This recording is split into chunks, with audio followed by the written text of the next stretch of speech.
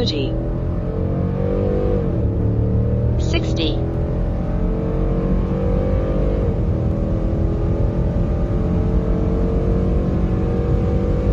1/4 mile,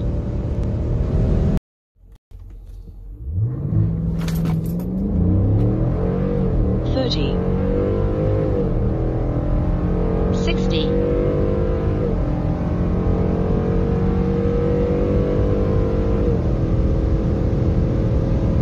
1/4 mile.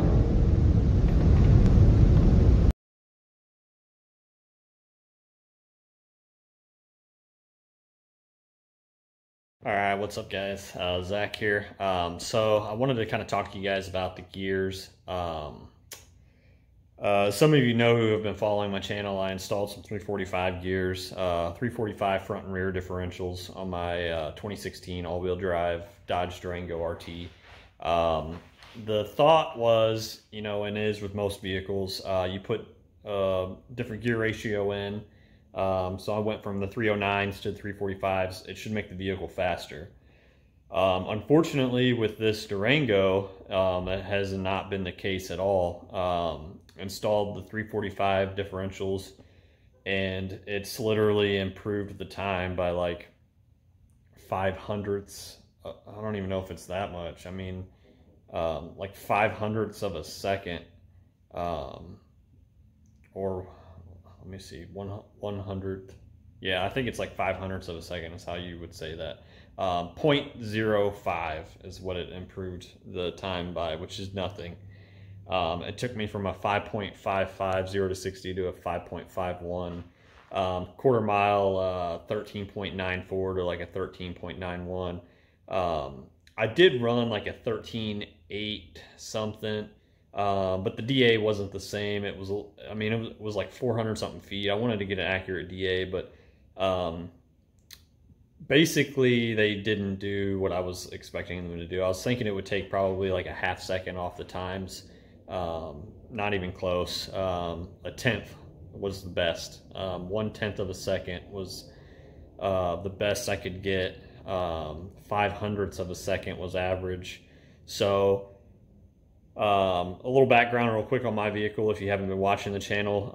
All it has is a tune. It's got a Mags custom tune. That's it. Doesn't have intake, doesn't have exhaust, none of that stuff. So I'm thinking that could be one reason why the gears didn't necessarily do much. I know for sure it's shifting more. So before I would hit 60 in second gear, I'm pretty sure. Now it's shifting into third gear at like 54 miles an hour, basically right before 60 miles an hour. And I think that could be slowing the vehicle down.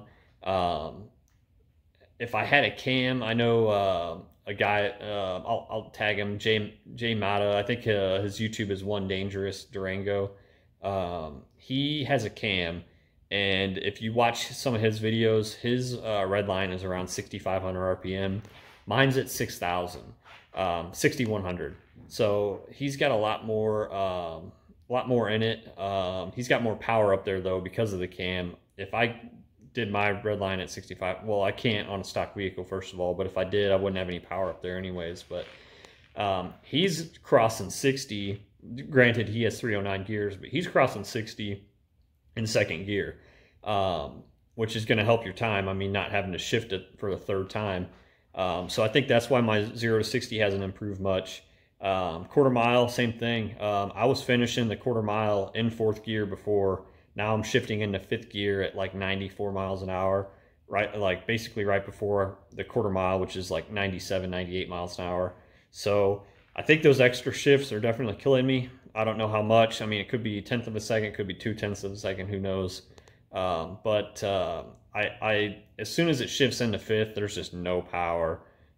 So what I did, and I'll show you guys here. Let me flip this.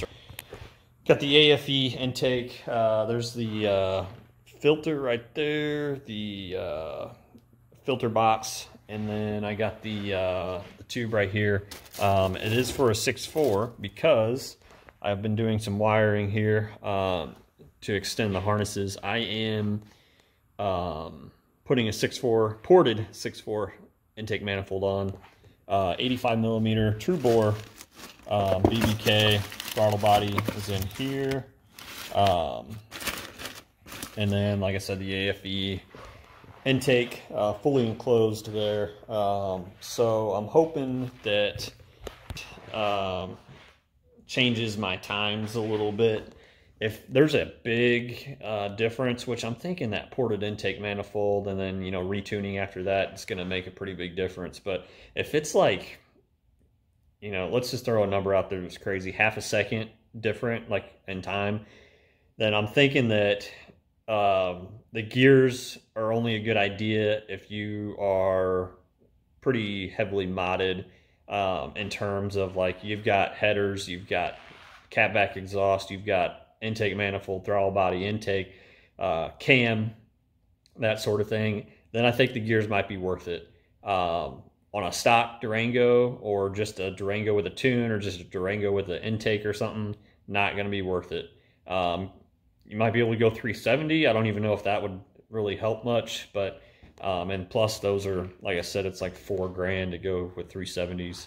I spent like $575 so for the 345s. So that's my conclusion. I'm gonna keep modding this thing, and we're gonna see where it goes. If I end up going full intake, full exhaust with a cam, and I'm running in the 12s, then I would say that the gears probably work. Because I think most guys doing that are probably like low 13s. So we'll see.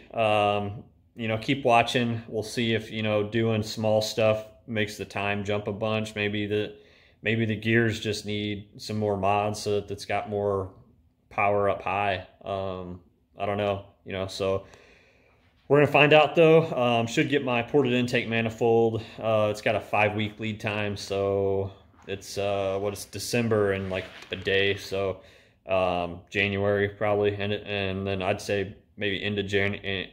Yeah, we'll say end of January. I'll have it all in, and we'll be doing data logs for the tune. Hopefully, be finished up, and we'll see where that gets us. But for now, yeah. If you're looking at getting 345 gears and you don't have any mods, or you're very limited on what you have done to your Durango, I'd say skip it. So thanks for watching.